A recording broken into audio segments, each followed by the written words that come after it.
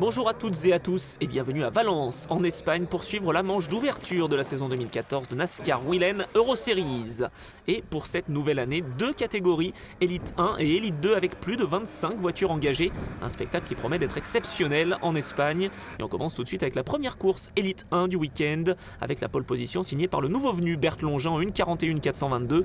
Il devance son compatriote et équipier Anthony Kempen, deuxième, Eddie Cheever 3 et troisième, alors qu'Ander Villarino n'est que septième à l'issue d'une course d'une qualification un petit peu ratée. C'est le départ tout de suite avec les deux équipiers du PK Car Sport qui prennent le meilleur en vol. Longin dans la voiture 11 qui est juste devant Anthony Kempen, voiture numéro 24.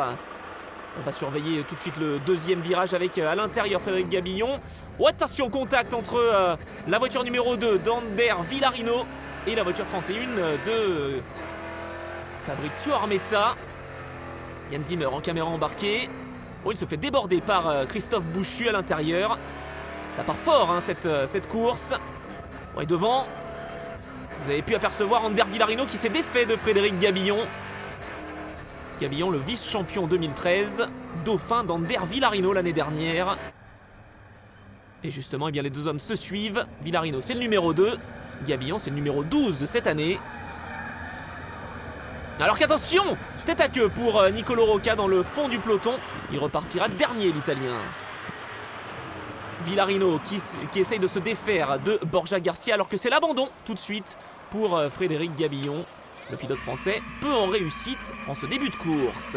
Ander Villarino, caméra embarquée avec le double champion 2012 et 2013. Contact avec Eddie Cheever 3, le fils d'Eddie Cheever Junior. Un nouveau venu également dans cette catégorie. Villarino qui prend l'inspiration.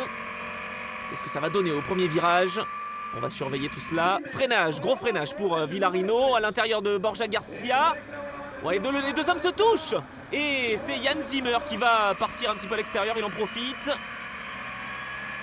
Et contact, nouveau contact entre Villarino qui a été pris en sandwich avec Armetta à gauche et Borja Garcia à droite. Décidément, les deux Espagnols ont maille à partir en ce début de course. Jan Zimmer, lui, en a profité pour prendre deux positions. Le pilote suisse à bord de sa Ford de l'équipe TFT. De retour avec Ander Villarino et Borja Garcia. Ouh là là, c'est très très serré hein, cette bagarre. Ouais, c'est le contact.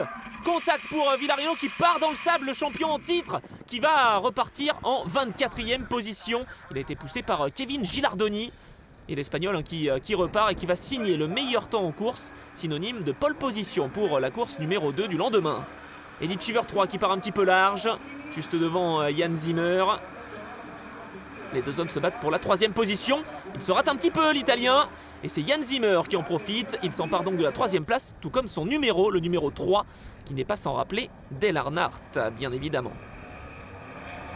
Dans le trophée Challenger, c'est Fabrizio Armetta qui mène.